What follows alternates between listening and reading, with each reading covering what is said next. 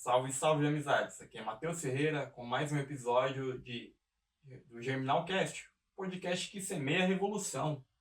E hoje, estudo de caso de número 9, a crise do sindicalismo no Brasil.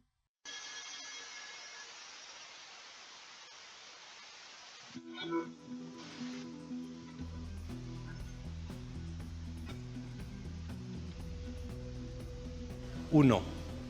Para nosotros, la tierra es la madre, la vida, la memoria y el reposo de nuestros anteriores, la casa de nuestra cultura y nuestro modo. La tierra es nuestra identidad. En ella, por ella y para ella somos.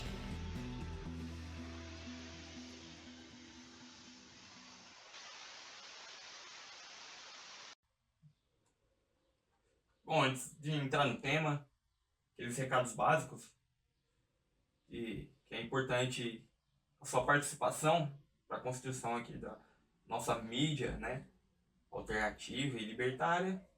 Então, deixar uma curtida, se inscrever no canal, seguir no Spotify, compartilhar e, se for possível, também apoiar a nossa campanha de financiamento coletivo. Que aí o link tá tudo na descrição, vocês acham muito fácil. E tem um link também das nossas redes sociais.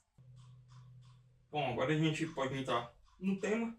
Eu não fiz um recorte muito extenso, eu peguei um recorte temporal a partir de 2017, que foi o ano da contra-reforma trabalhista aprovada pelo vampirão, vulgo Michel Temer.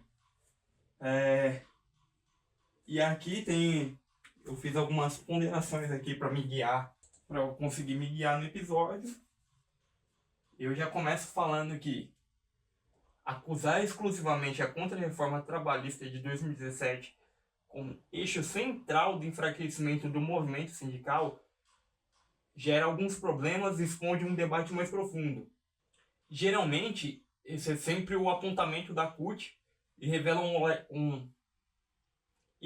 olhar economicista da luta sindical, além de estar sempre atrelado às pautas petistas, seja como situação ou oposição. E aí o que esses problemas esconde que esse debate mais profundo?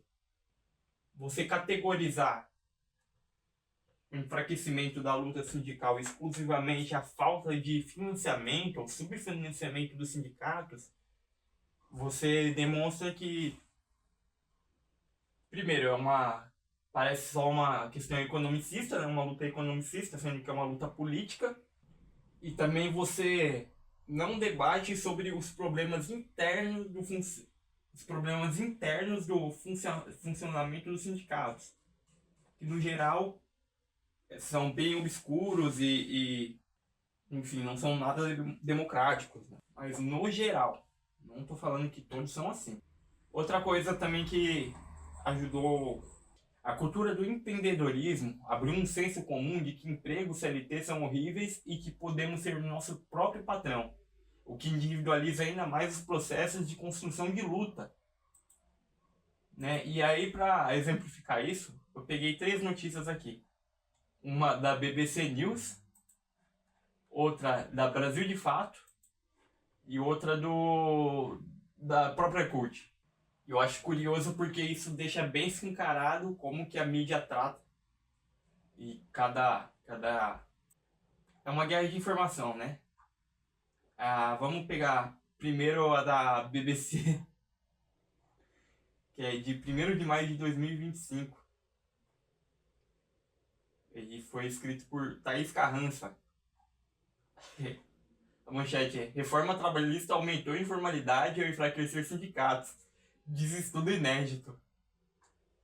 Aí aqui, fala sobre a reforma trabalhista e tal. A reforma trabalhista de 2017, aprovada durante o governo Michel Temer, do MDB, foi feita com a promessa de aumentar a abertura das vagas formais no Brasil, ao permitir modalidades de trabalho mais flexíveis,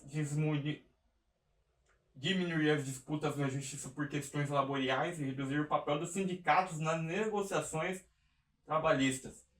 Mas um estudo inédito realizado por uma pesquisadora do doutorado da Duke University, Estados Unidos, revelou que, apesar dos salários do setor formal terem diminuído 0,9 nos anos seguintes à reforma, a contratação formal também encolheu 2,5. Aí, né, tem todo como que foi feita essa pesquisa e tal, e tipo assim, nossa, que coisa, né? Olha, você precisa de uma pesquisa para saber isso, para descobrir um bagulho que é óbvio. Aí agora tem uma matéria de 17 de maio de 2018, da CUT, publicado no site da CUT, escrito por Luciana Blakowski, um nome meio polonês, acho que é isso aí, Blakowski, especial para Portal CUT. Enfraquecimentos do sindicatos é estratégia para afundar mais ainda o país. Ó, primeira coisa que destacam aqui, ó. O fim do imposto sindical foi planejado para desarticular a luta da classe trabalhadora dos períodos mais difíceis da história do Brasil. CUT e centrais reivindicam o fim desse abuso patronal. Além de reduzir os custos e aumentar o lucro dos patrões, o objetivo da reforma trabalhista do ilegítimo Michel Temer, feita em concluir com a bancada governista no Congresso Nacional, composta por empresários e ruralistas, era acabar com o imposto sindical e, assim, tentar enfraquecer a luta da classe trabalhadora. Ela vai passando por todo o histórico da CLT e todo o debate que o PT principalmente fez na época dentro das instituições, e aí eles entram num rolê totalmente juridiquês. Eu não vou perder tempo lendo isso, mas é engraçado porque o que eu falo que a CUT ela tem a visão totalmente social-liberal do governo atual, né? Governo petista, do petismo em geral, que é a classe trabalhadora não é uma classe para eles. É massa de consumo. Não importa o que os sindicatos estão fazendo com o dinheiro do trabalhador, sabe? Dane-se. O que importa é a classe trabalhadora bancar os sindicatos, que é isso. Muitos têm aí uns processos bem obscuros de não dar prestação de contas. Tem muitos sindicatos que são conhecidos justamente por ficar, tipo, promovendo certas atividades de lazer e tal, mas acaba sendo só para algumas pessoas e, né, mais privilegiadas ali, e o resto da galera não tem acesso, entendeu? Dos anos 90 para cá, também se quebrou muito a cultura coletivista das coisas, de construção das coisas, de construção de luta política mesmo, né? Com o próprio abandono do PT, por exemplo, né, da mudança da tática do PT de abandonar as bases e tudo mais. E aí nenhum outro partido conseguiu se firmar com essa característica de ter uma base popular e massificada. Acho que o que chega mais próximo hoje em dia é o P disso, mas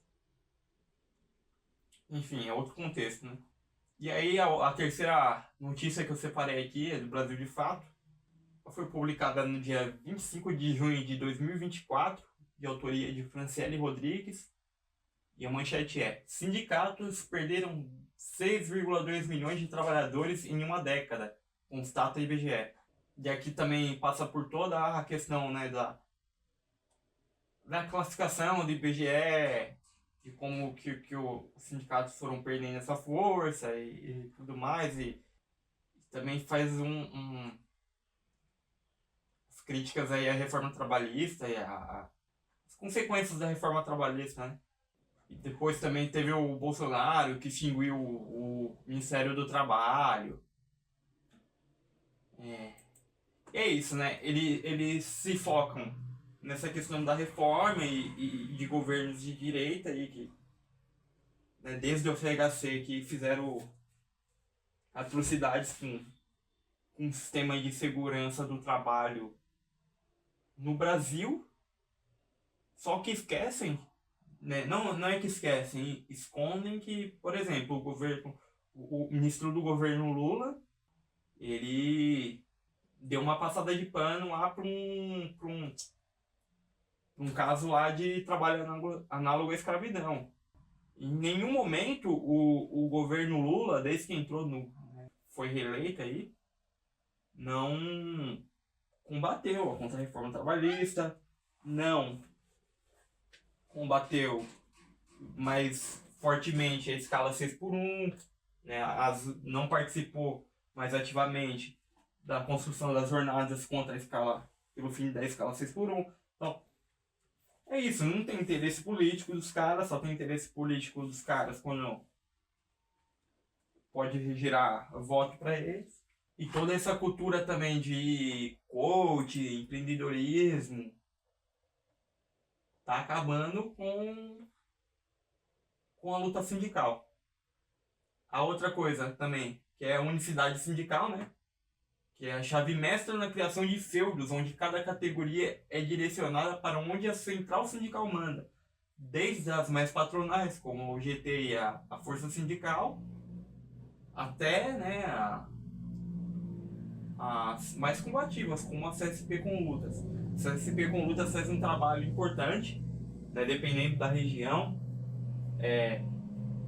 de abertura e de democratização dos sindicatos e também uma luta mais combativa, mas não tem muito apoio e também não tem o dinheiro nas mãos que, por exemplo, a CUT ou a Força Sindical e a UGT tem.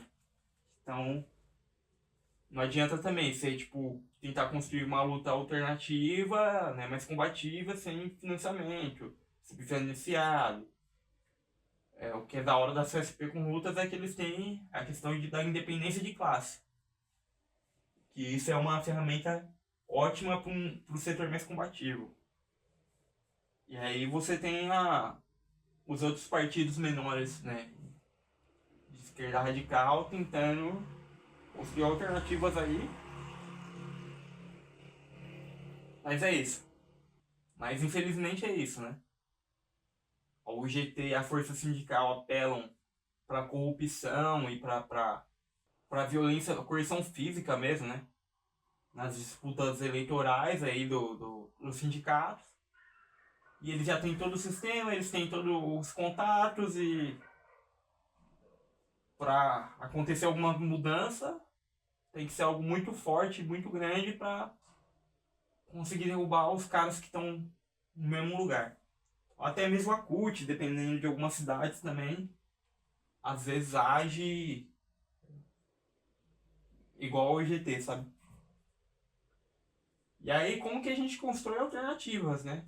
Como eu falei, a CSP com Lutas é uma ferramenta da hora, porque ela é mais democratizada, tem as disputas internas ali, mas não é nada tão sujo quanto sindicatos patronais, né? Tem algumas outras ferramentas que por exemplo, grupos de pressão por fora do Estado, por fora da unicidade sindical. É trabalhoso e a militância acaba quebrando nesse meio tempo aí, mas são experiências que a gente pode construir, né, fora da unicidade sindical. Por exemplo, e aí o que é a unicidade sindical, né? É aquela lei que foi uma das ferramentas que o Getúlio Vargas fez para atrelar os sindicatos ao Estado, de que cada categoria só pode ser representada por um sindicato legalmente. Então, por exemplo, países que não têm essa unicidade sindical, você tem 500 sindicatos da mesma categoria, porque é uma disputa mais política do que uma disputa de nome, sabe? Então, por exemplo, você tem 500 sindicatos dos metalúrgicos na mesma cidade e cada um vai ter uma linha política. Isso é bom porque evita de que você forme esses feudos, né? Como eu disse aí, da unicidade sindical, mas ao mesmo tempo é ruim porque cada racha, e a esquerda adora fazer um racha, né? Cada racha você vai abrindo um sindicato novo e desmobilizando a luta. Vai fragmentando a luta. Então, para a gente ter alguma coisa fora a unicidade sindical,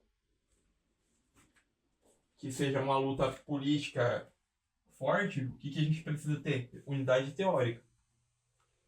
E aí basta a organização que estiver aí na frente do bagulho ter essa destreza também para saber liderar.